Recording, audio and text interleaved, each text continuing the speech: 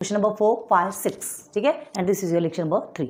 आज आपका ये कंप्लीट हो जाएगा। देखिए, there is an auditorium with 27 rows of seats, ठीक है, एक ऑडिटोरियम है with 27 rows of seats. 27 seats नहीं है, याद रखना, सीट 27 है। एक ऑडिटोरियम समझते हैं ना, मूवीज़ वगैरह देखने जाते हो, समझ लीजिए आप, ठीक है, तो मूवीज़ देखने जाते हैं, वहाँ पर जो भी मूवी लगी होगी किस तरह से रहता है, समझ लीजिए ये यहाँ पर पर्दा है, ठीक है, थोड़ा ये इस तरह का रहता है। Okay, then 27 rows of seats, total 27 है ना, कुछ सीट्स यहाँ पर हैं, कुछ यहाँ हैं, कुछ यहाँ है, तो ये आपका फर्स्ट रो हो गया, ये सेकंड रो हो गया, ये थर्ड रो। ऐसा करते करते आपका ये यहाँ पर समझ लीजिए ये आपका 27 रो है। ओके, तो there is an auditorium with 27 rows of seats, ये चीज़ें समझ में आ गई। आगे देखो, there are 20 seats in the first row. First row में कितना सीट्स बोला है? 20 सीट, ठीक है, and 22 seats in second row. Second row में 22 सीट्स है। Then 24 seats in the third row. Third row में 24 सीट्स है। उसके बाद एंड सो ऑन, मतलब वो चल रहा है। तो देखो क्या समझ में आ रहा है, ये दोनों के बीच में डिफरेंसेस कितने आ रहे हैं? T2 माइनस, ये आपका T1 है, ये T2 है और ये T3 है। ओके, T2 माइनस T1 आप करेंगे तो क्या होगा उसके बीच का डिफरेंस? T2 माइनस T1 आपको कितना मिलेगा? 2। सबके बीच में 2 का डिफरेंस आ रहा है, मतलब कॉमन डिफरेंस आपका निकल गया। D इज इक्वल टू निकल गया, मतलब आपको A भी मिल गया, A इज इक्वल टू 20 जिसे हम T1 भी बोलते हैं, and D is equal to 2। Common difference, दो चीज़ें मिल गई आपको, ठीक है। एंड जो टोटल रो है 27, ठीक है, 27 रो मतलब जो n है, n भी आपको मिल गया कितना? 27 मिल गया। 3 चीज़ें मिल गई। अब देखो, अब क्या पूछ रहा है? Find the number of seats in the 15th रो। ये जो थर्ड रो है, ऐसा करते करते ये यहाँ पर आपको 4, 5, 6, 7, 8, 9, 10, 11 से लेके ये समझ लीजिए ये 15th रो यहाँ पे आए हैं।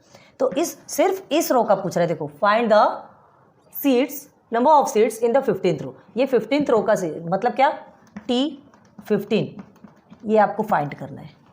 क्लियर है? ये क्वेश्चन ये बना। And also find how many total seats are there in the auditorium. और क्या फाइंड करना है?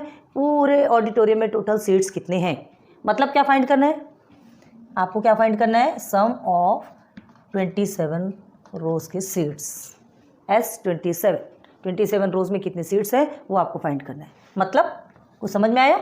2 क्वेश्चन पूछा जा रहा है, एक T15 मतलब 15 टर्म में कितने सीट्स हैं, एंड S27 मतलब पूरा मिला करके आपको, पूरा मिला के क्या कितने सीट्स हैं ये आपको फाइंड करना है। क्लियर हुआ क्या?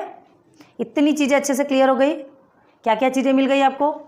फर्स्ट टर्म मिल गया, D in the sense common difference मिल गया, एंड 27 मिल गया। ये 2 चीज़ें आपको फाइंड करनी है, ठीक है, बहुत ध्यान रखना, ठीक है, कि ये 27 आपका 27 सीट्स नहीं है, 27 रो है, फर्स्ट से लेकर 27 तक रो है, जिसमें फर्स्ट रो में आपके 20 सीट्स है, सेकंड में 22, ऐसा करते करते करते आप 27 तक आएंगे। अब ये सबको प्लस करेंगे, जितनी सीट्स है वो सबको प्लस करेंगे, 27 तक जितना भी आता है उन सबको प्लस करेंगे, उसके बाद जो आंसर आएगा वो आपका ये इसका आंसर होगा। तो इतना तो हमारे पास टाइम नहीं है ना, और हमने ऑलरेडी एक फॉर्मूला देखा है, SN का formula, sum of total rows, total numbers, जो भी है टोटल टर्म्स, ठीक है, उसके बाद फिर उसे सॉल्व करेंगे तो हमारा मेन आंसर मतलब S27 हमको मिल जाएगा। क्लियर है? बेस क्लियर हो गया। जब तक कि आपकी नींव मजबूत नहीं रहेगी, बिल्डिंग बनाने से कोई मतलब नहीं, वो बिल्डिंग को ढहना ही है। समझ में आ रहा है? पता है ना, धरती के कितने नीचे आप जब भी कभी बिल्डिंग बनते देखते हैं, है ना, तो उस साइट पे जाते हैं तब देखते हैं कि ज़मीन के अंदर से स्टार्ट होता है, ईंटें डलना, पूरा गड्ढा किया जाता है, वहाँ से ईंट वगैरह लगाई जाती है, वहाँ से दीवारें बनना स्टार्ट होती, वो बेस है। क्या मतलब उसका बनाने का? वो तो वैसे भी दिखना नहीं है, कोई काम का नहीं है, लेकिन वो कंपलसरी है क्योंकि वो बेस है। वो उतने बचाए, फिर आप कितना भी बड़ा से बड़ा, कितना भी ऊंचा से ऊंचा मकान बना लो, वही आपको क्या करके रखेगा? आपकी बिल्डिंग को सीधा खड़ा रखेगा। ट्री को याद रखो, ट्री भी देखो जितना ज़मीन पे गड़ा है उतना ही ऊंचा खड़ा है। याद है? ट्री को देखो, जितना ज़मीन पे गड़ा है, इन द सेंस जिसकी जड़ें जहाँ तक फैली है, जितनी मोटी जड़ें, जितनी गहरी जड़ें फैली हुई है, उतना ही वो ऊंचा खड़ा है। याद रखना, नहीं तो हल्की फुल्की जो जड़ें वाली रहती, देखो वो कभी बड़े नहीं हो पाते, ठीक है। सालों सालों तक के ट्रीज़ रहती, कितनी हज़ारों सालों से ट्रीज़ हैं, वो उनको देखा होगा तब समझ में आ रहा होगा। तो बस वही हम यहाँ कहने आ रहे हैं कि ये जो नींव है, ये जो चीज़ें हम समझा रही है, एक प्रकार से आपका नींव है ना, बेस है। ये चीज़ें अगर आपको समझ में आएगी तो फिर आपकी बिल्डिंग अपने आप रेडी हो जाएगी, ठीक है। ये मेहनत की बिल्डिंग कहलाती है। मेहनत की बिल्डिंग की नींव तो और ज़्यादा मजबूत होनी चाहिए। तो ये बेस समझ में आ गया। अब देखिए फाइनल लिखना कैसे है, चलो देखते हैं। देखिए इस तरह से सॉल्व किया आपने। होप आपने सॉल्व किया होगा। होप क्या, हमें कॉन्फिडेंस के साथ बोलते हैं कि आपने ये पूरा सॉल्व किया होगा, क्योंकि बेसिक बहुत कंप्लीट किया हमने अच्छे से। देखो number of seats in rows is 20, 22, 24, हमें नहीं पता, ठीक है। 27 टर्म में कितने, तो इसलिए हमने क्या किया, एंड सो ऑन चलता गया। और ये 20 T1, 22 is T2, 24 is T3, ऐसा चलते चलते T27 तक है, ये हमें पता है, ठीक है। 27 टर्म तक हमें पता है, मतलब 20 टोटल रोज कितने हैं, 27। याद रखो 27 रोज है, सीट्स नहीं, ठीक है। तो 27 रोज तक हम चले गए। अब ये सीक्वेंस AP है, क्यों AP है, क्योंकि जो कॉमन डिफरेंसेस आ रहे हैं वो डिफरेंसेस कितने आ रहे हैं, 2 के डिफरेंसेस आ रहे हैं, ठीक है। T2 - T1 कीजिए, 22 - 20 करेंगे तो आपका 2 आएगा कि नहीं, तो वो डिफरेंसेस जो D है आपका क्या आएगा, 2 आएगा। A इज 20, टर्म 1 आपका 20 है, एंड N आपको जो टोटल मिला हुआ है नंबर ऑफ टर्म्स रोज वो 27। क्लियर है। अब देखो find number of seats in row 15, सिर्फ 15th रो का बोल रहा है, याद रखो, इज इक्वल टू T15, तो उसको T15 ही लिखेंगे ना, 15 टर्म, सिर्फ T15 का ही हमको फाइंड करना है नंबर ऑफ सीट्स, ठीक है। Also find total seats in the auditorium, और उसके बाद 2 क्वेश्चन है, 2 के आंसर निकालना है। वो ऑडिटोरियम में S27 in the sense total कितनी सीट्स है ये आपको निकालना है, ठीक है। तो नाउ वी नो दैट अभी हमें T15 निकालना है, 15 टर्म में कितनी सीट्स हैं, तो क्या करेंगे, सिंगल का निकालना रहता है। आप 16th नंबर वाले रो का भी सीट्स निकाल सकते हैं, 20th नंबर के रो का भी सीट्स निकाल सकते हैं, तो वो निकालने के लिए आपके लिए ये फॉर्मूला है, ठीक है। और आपको जो पूरा निकालना है, सबका टोटल निकालना है, तो SN का फॉर्मूला बार बार बता चुके, ठीक है। TN में देखिए वैल्यू सब्सटीट्यूट कीजिए, T15 है तो A is equal to 20, then N is equal to आपको कितना मिला है, सॉरी ये वाला 15 वाला है, एंड यहाँ पे 15 क्योंकि सिंगल इसी का लिया जा रहा है, याद रखना। यहाँ पे S27 लिखा है, इसका ये मतलब नहीं, ये आपका पूरे का है, ये पूरा टोटल कितना है, आपको कितना टर्म्स मिले हैं, कितने रोज है, 27, तो यहाँ हमने लिखा। यहाँ आपको क्या चल रहा है, सिर्फ T15 का प्रोसीजर चल रहा है, T15 में कितनी सीट्स है ये देखना है, ठीक है। तो 15 - 1 × 2 हो गया, सॉल्व किया हमने, हमारा आंसर कितना आया है, T15 में मतलब 15th रो में 48 सीट्स है, एक हमारा आंसर निकल गया। ओके, सेकेंड में आ जाओ। Now total seats in the auditorium, तो total seats in the auditorium को लिखा कैसे जाएगा, S27 है ना, sum of 27 seats of 27 rows, ठीक है। तो देखो SN का फॉर्मूला पता है आपको, SN हमारा क्या है, यहाँ पे 27 है, 27/2 बस सब्सटीट्यूट करते गए और हमारा आंसर कितना है 1242। जिस जगह पर आप गए हैं, जहाँ मूवी देख रहे हैं, वो इस तरीके का हल्का तिरछा रहता है, स्टार्टिंग में कम सीट्स हैं, उससे ज़्यादा सीट्स है, 2 सीट्स आपके एक्स्ट्रा इंक्रीज होते जा रहे हैं, है ना। 27 रोज में आपको ऐसा सॉल्व करके पूरा 1242 सीट्स आपको मिल गए। क्लियर है। तो आंसर कैसे लिखेंगे, the number of seats in the 15th row is 48 and total seats in the auditorium are 1242, ठीक है। हमने पार्टीशन में लिखा, आप बिल्कुल सिस्टमेटिक जस्ट 1 by 1 नीचे ही लिखेंगे। क्लियर है। तो होप ये चीज़ अच्छे से समझ में आई होगी। वीडियो पॉज करो, अच्छे से देखो इसे, आप अपनी कॉपी में नोट कर लो और फिर उसके बाद डबल से भी प्रैक्टिस करके देखो, ठीक है। फिर नेक्स्ट करते हैं, चले नेक्स्ट। देखिए next question, Kargil's temperature was recorded in a week. Kargil एक प्लेस है, ठीक ना, बहुत बड़ा केस हुआ था कारगिल का, पता है ना, कारगिल युद्ध। तो वहाँ का जो टेम्परेचर है वो रिकॉर्ड किया गया एक वीक का, ठीक है, from Monday to Saturday, Monday से लेकर सैटरडे, संडे नहीं, मतलब टोटल कितने डेज होंगे, 6 डेज। अब देखो ऑल रीडिंग व इन AP, मतलब जो भी उसकी रीडिंग हुई वो AP है। AP इन द सेंस क्या, कि जो भी उनके बीच जो कंसेक्यूटिव जो टर्म्स है उनके बीच का जो डिफरेंसेस आ रहा है वो सेम आ रहा है, मतलब वो AP है। The sum of temperatures of Monday, ये सब आपको ऑलरेडी गिवन है, आपको ये फाइंड करने की जरूरत नहीं है, ठीक है। वो AP में है वो भी बताया गया है, और क्या बताया गया, टेम्परेचर जो रिकॉर्डेड एक वीक का है वो भी आपको गिवन है। अब देखो the sum of temperatures of Monday and Saturday, Monday और सैटरडे का जो टेम्परेचर का जो सम है वॉज 5 डिग्री सेल्सियस मोर, वो 5 डिग्री सेल्सियस मोर है किससे, then sum of temperatures of Tuesday and Saturday. Tuesday and Saturday के टेम्परेचर का जो में जो 5 डिग्री प्लस करोगे उतना मिला करके किसका होगा, मंडे एंड सैटरडे का प्लस कर। ओके, समझेंगे अभी। If temperature of Wednesday was -30 degree Celsius, चलो एक तो आपको गिवन है, थोड़ी तो शांति मिली, वेंसडे का -30 degree Celsius, then find the temperature of on the other 5 days. 5 days को देखना है, वेंसडे का आपको मिला है, अब आपसे क्या बोला जा रहा है, 5 मोर, ठीक है, किसका, ट्यूसडे एंड सैटरडे, है ना, more than sum of temperatures of Tuesday and Saturday. करोगे कैसे, देखो अगर ये हमने अभी लिखना नहीं है, ये डे है, ठीक है, ये आपका टेम्परेचर है,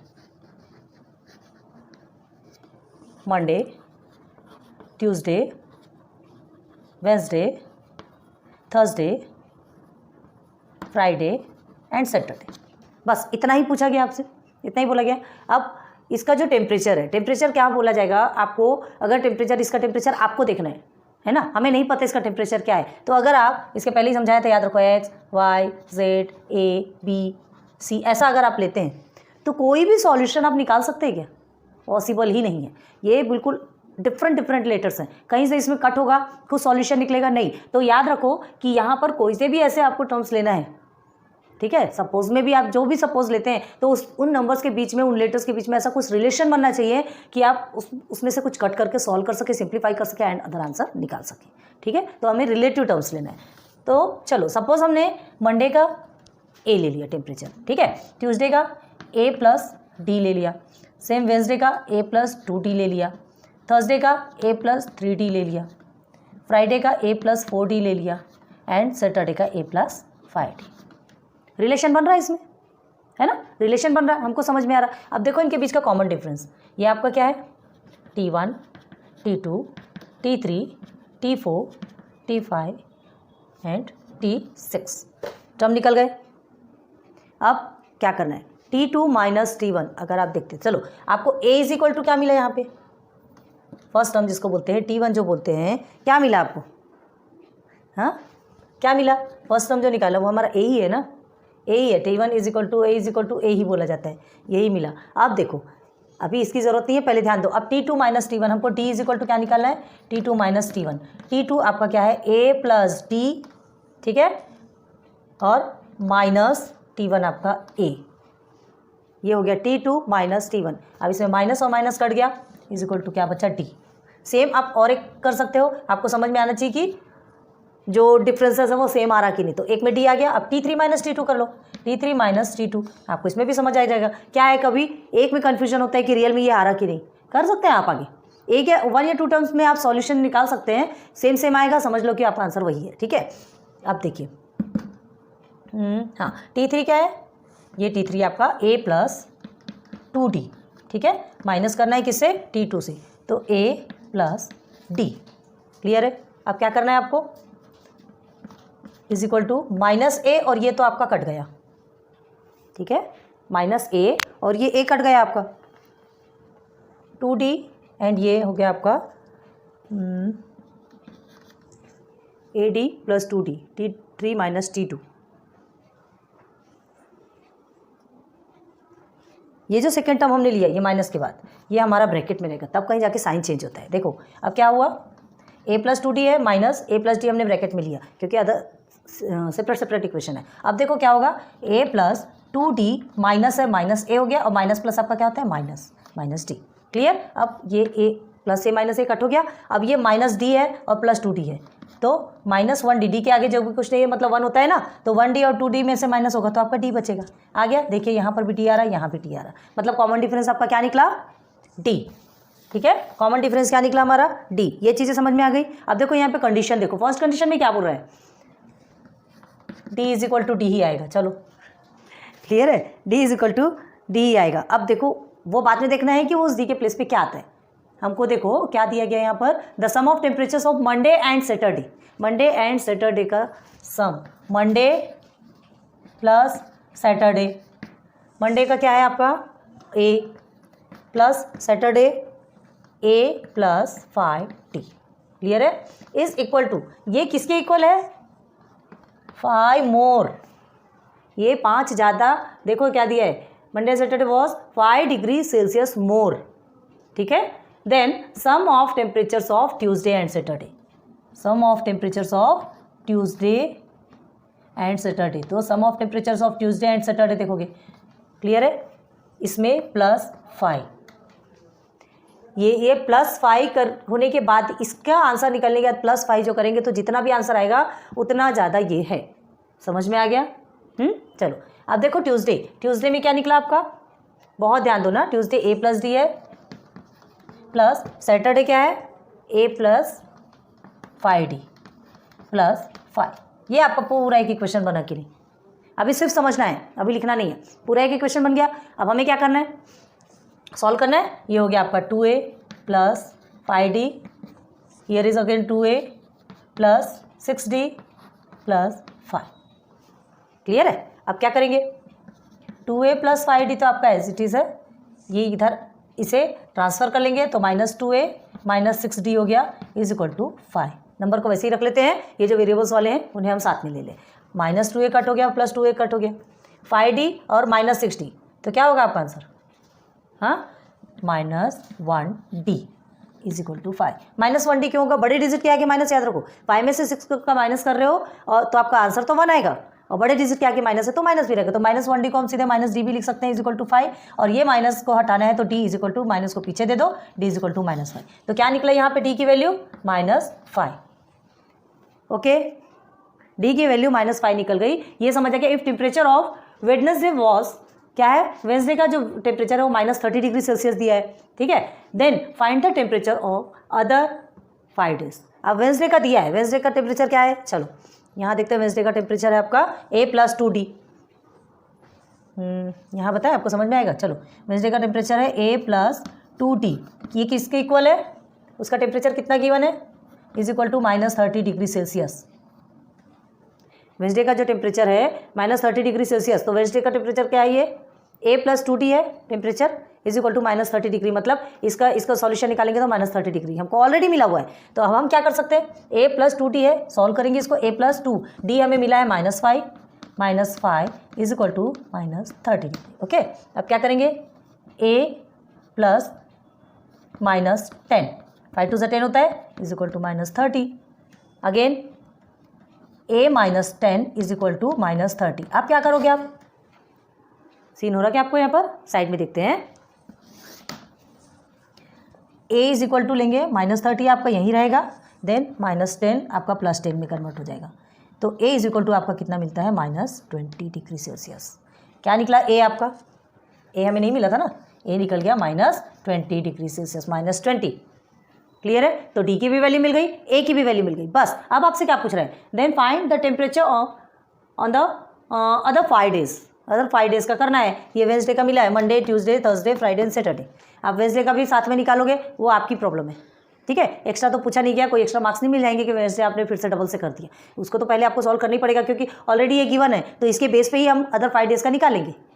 तो ये होगा आपका सॉल्यूशन। 5 डेज का फिर कैसे निकालोगे? जैसे ये मंडे का a है, तो a इज इक्वल टू -20 आपका दिया है। ट्यूसडे आपका क्या है? a + d है। क्या लिखेंगे आप? a की वैल्यू आपकी -20 है, d की वैल्यू है -5 प्लस -5, ठीक है। तो क्या होगा? -20 - 5 इज इक्वल टू कितना आएगा? -25। इस तरह से आप सबका निकालेंगे। समझ आ रहा है? बेस क्लियर हो गया? अब देखते हैं इसका फाइनल कैसे लिखना है। एक बार अच्छे से समझ लीजिए, फिर फाइनल बताते हैं।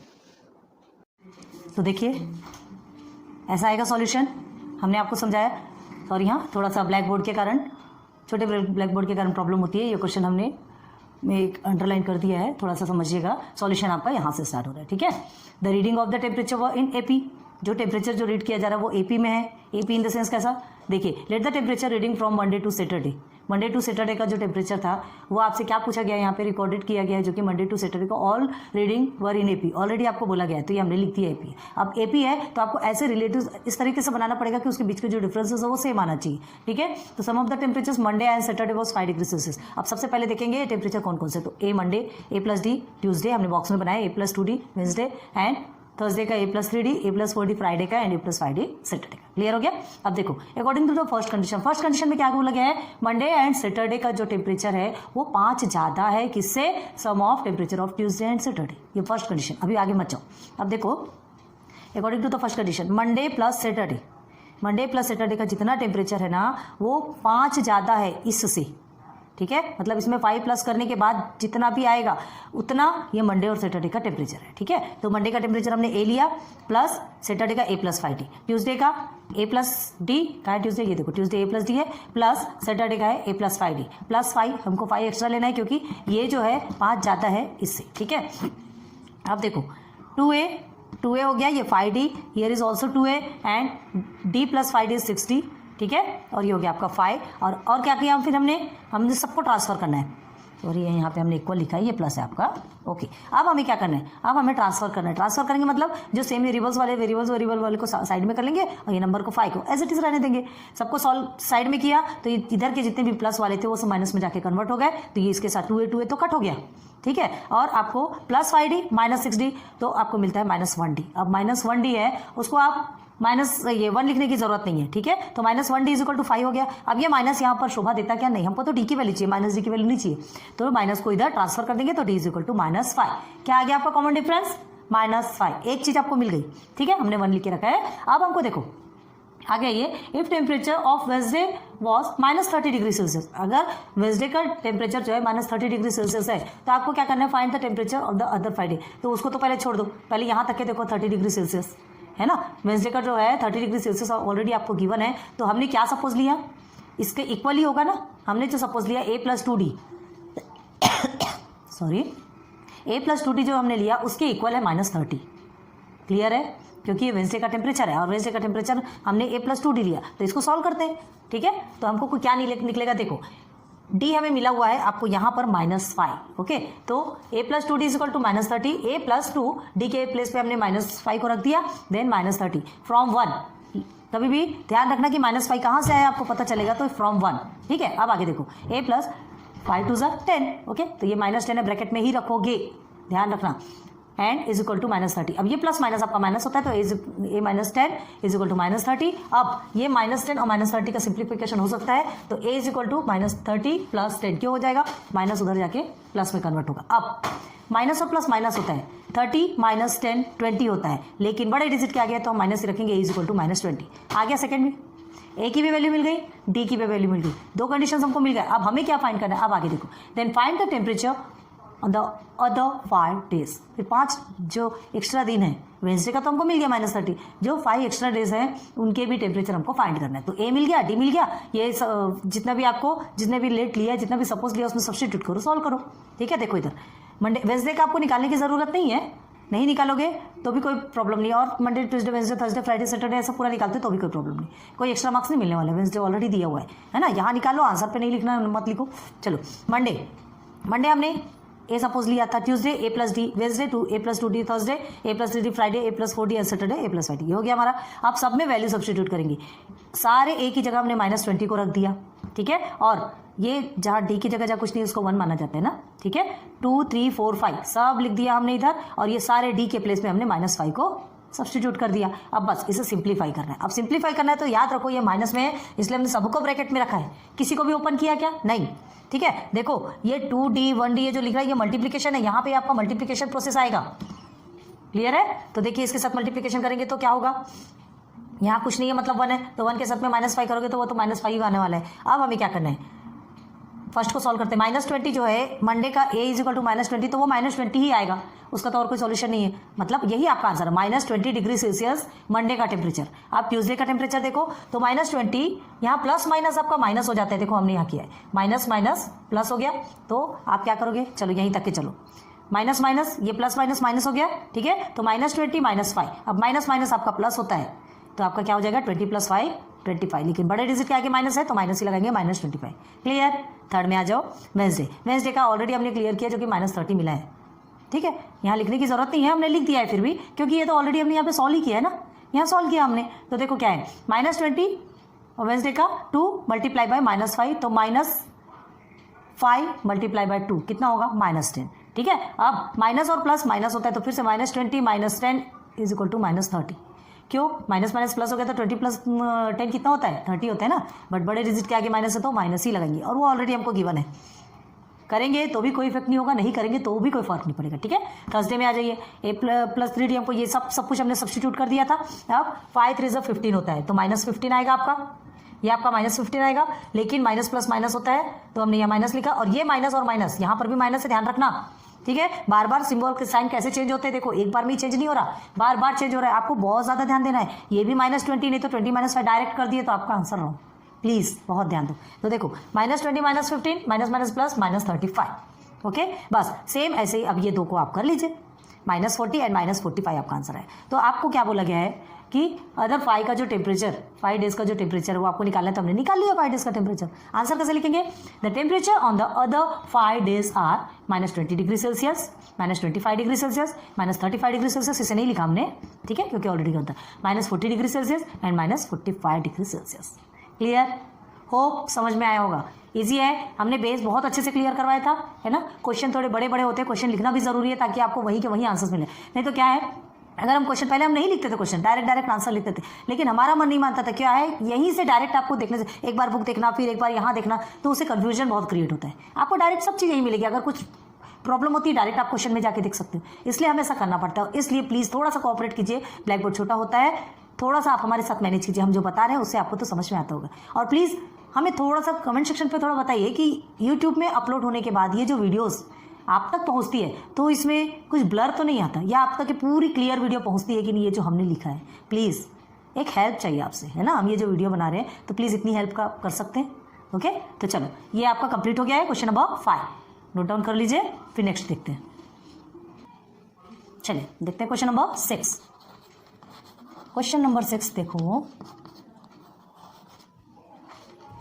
On the world environment day tree plantation programme was arranged. विश्व पर्यावरण दिवस हिंदी में बोला जाता है। तो जो वर्ल्ड एनवायरनमेंट डे था, विश्व पर्यावरण दिवस था, उसमें ट्री प्लांटेशन का प्रोग्राम अरेंज किया गया था। ठीक है, ऑन अ लैंड, एक जगह पर, which is triangular in shape. वो जगह कैसी थी, ट्रायंगुलर इन शेप, उसका शेप कुछ इस तरह का था। ठीक है, ट्रायंगल समझते हैं आप। Okay, trees are planted such that, trees कैसे प्लांट किए गए देखो, in the first row there is 1 tree. चलो समझो यहाँ पर 1 ट्री है, ठीक है, and in the second row there are 2 trees. यहाँ एक ट्री लगा, यहाँ एक ट्री लगा। Okay, in the third row there are 3 trees, यहाँ एक ट्री, यहाँ और यहाँ। ठीक है, अब क्या पूछा जा रहा है, in the third row there are 3 trees and so on, and so on मतलब और बढ़ता है 3, फिर ये आपका 4 हो गया, फिर उसके बाद 5, ठीक है, ऐसे बढ़ते जा रहा है। ओके, अब आगे देखो, एंड सो ऑन मतलब पूरा आगे तक के बढ़ते जा रहा है। Find the total number of trees in the 25 रोज, मतलब टोटल नंबर ऑफ रोज आपको पता रहे क्या है, 25 आपको मिला हुआ है, मतलब n इज इक्वल टू 25 मिला हुआ है। अब आपको क्या है, देखिए ये आपका T1, T2, T3, T4 इस तरह से करते करते करते करते आप क्या निकलेगा, ये आपका क्या निकलेगा, T25। ठीक है, लास्ट में 25 आपको दिखा है, ऑलरेडी आपको n गिवन है 25। यहाँ तक की चीज़ें समझ में आ गई। अब देखो क्या करना है हमें। सबसे पहले देखो a कैसा मिलता है, a इज इक्वल टू तो 1 होगा, जो फर्स्ट टर्म रहता है ना, T1 is equal to a is equal to 1, जो सबसे पहला लेता है उसी को लेते हैं। अब d क्या निकलेगा आपका, d इज इक्वल टू क्या निकलता है, T2 माइनस T1। तो T2 में आपका 2 ट्रीज है और T1 में 1 ट्रीज इज इक्वल टू 1। तो ये d इज इक्वल टू भी आपका 1 निकलेगा, a इज इक्वल टू भी 1 निकलेगा और n is equal to 25। Okay, अब आपसे क्या पूछ रहा है, find the total number of trees in 25 row, मतलब ये पूरे जो 25 रोज है ना, इसमें जितने भी ट्रीज लगे हैं बस उसको आपको बताना है, मतलब कितने ट्रीज लगे, है ना। तो ये सबका सम करेंगे, तो हमको क्या फाइंड करना है, S25 फाइंड करना है। क्लियर। अब ये एंड में और एकदम बच्चे जैसा क्वेश्चन दे दिया है, बहुत सिंपल है। प्लीज वीडियो पॉज करो, आप खुद से सॉल्व करो, हम सब चीज बता दिए। देखो ट्रायंगुलर शेप है, फर्स्ट में 1 ट्रीज, सेकंड में 2 ट्रीज, थर्ड में 3 ट्रीज, ऐसा करते करते वो 25 तक के गया है। आप चाहो तो ऐसे करके भी सॉल्व कर सकते हो, बहुत टाइम अगर वेले बैठे होगे तो। अदरवाइज आपको रूल्स दिए हैं, फॉलो कीजिए, और आपको फॉर्मूलेस भी दिए हैं, उनके बेस पे कर सकते हो। आपको पता है कि ए आपका 1 है, डी भी हमारा 1 निकला है, एन इज इक्वल टू 25 मिला है, मतलब टोटल रोज मिल गए, और S25 हमको निकालना है। क्लियर है। तो प्लीज़ ईमानदारी से वीडियो पॉज करो, हम रुकते हैं आपके लिए, आपको सॉल्यूशन भी बताएंगे, लेकिन आपको खुद से सॉल्व करना है। चलो वीडियो पॉज करो, सॉल्व करो प्लीज़, जल्दी करो। तो देखिए ऐसा आएगा सॉल्यूशन। क्वेश्चन क्या पूछा आपको, number of trees planted row wise, row first में 1, सेकंड में 2, थर्ड में 4, इस तरह से ट्राइंगल शेप में बना था, है ना। और जिसमें कि सबसे फर्स्ट में 1, सेकंड में 2, थर्ड में 3, इस तरह से करते करते 25 रोज तक के गए थे। हमको टोटल निकालना है, बस सिर्फ एक ही चीज़ पूछा है। तो 1 2 3 4 के हिसाब से अगर देखेंगे तो हमारा जो सीक्वेंस है वो AP है, क्योंकि कॉमन डिफरेंस क्या आ रहा है, D इज इक्वल टू 1 आ रहा है। ठीक है, A is equal to T1 is equal to 1 आएगा आपको, और D इज इक्वल टू भी आपका 1 आएगा। T2 माइनस T1, 2 माइनस 1 करके देखो, 3 माइनस 2 करके देखो, 4 माइनस 3 करके देखो, कितना आएगा आपका 1 ही आने वाला है। N इज इक्वल टू 25, मतलब जो टोटल रोज है वो आपके 25। Find total numbers of trees, तो टोटल नंबर ऑफ ट्रीज को आप कैसे लिखेंगे, S25 लिख सकते हैं, है ना। S25 मतलब 25 क्या है आपका, रोज है, सम ऑफ जो टोटल रोज है, टोटल नंबर ऑफ रोज है उनके पूरे ट्रीज को का सम करेंगे तो आपका क्या निकलेगा, जो टोटल रोज है उसका सम करो, S25 some of total rows, है ना, number of trees. Now we know that, formula आपको मालूम है, इसी फॉर्मूले में हमको क्या करना है, सम ऑफ 25 रोज आपको करना है। फर्स्ट रो में 1, सेकेंड रो में 2, थर्ड रो में 3, इस तरह से आप जितना भी एक सीक्वेंस में गया है, ठीक है। तो क्या होगा, n is equal to 25/2, 2, then a की वैल्यू 1 है, n - d 25 - 1, क्योंकि ये 25 इसी को ही ले रहे हैं ना, इस रोज को ले रहे हैं total, and d is equal to 1। Simplify करेंगे तो इसे सिंप्लीफाई 2 का 1 से मल्टीप्लाई करेंगे तो 2 ही आने वाला है। 25 - 1 इज इक्वल टू 24, 24 को 1 से मल्टीप्लाई करोगे तो 24 ही आने वाले हैं। बस 25/2 ये प्लस किया 26 आ गया आपका। ओके, देन अब देखिए 2 से आपका डिवाइड हो रहा है, इसलिए हमने बार बार कहा है कि अगर एक ऑड नंबर रहता है, एक इवन नंबर रहता है तो उसे कट मत कीजिए, बाद में वो सिंप्लीफाई हो सकते हैं। फालतू आप डेसिमल में आंसर्स लेके आएंगे, बाद में आपको कंफ्यूजन होगा, आपको प्रॉब्लम होगी, तो वो काम मत करो। 25 मल्टीप्लाई बाय 13 आपका आ गया 325। तो S25 इज इक्वल टू कितना आ गया, 325। मतलब टोटल ट्रीज कितने हैं, जो 1 से लेके 25 रोज तक में टोटल ट्रीज कितने निकले आपके, 325। ठीक है, the total number of trees in 25 rows are 325। Complete. तो ये आपका क्वेश्चन नंबर 6 भी यहीं पे कंप्लीट होता है, नोट डाउन कर लीजिए।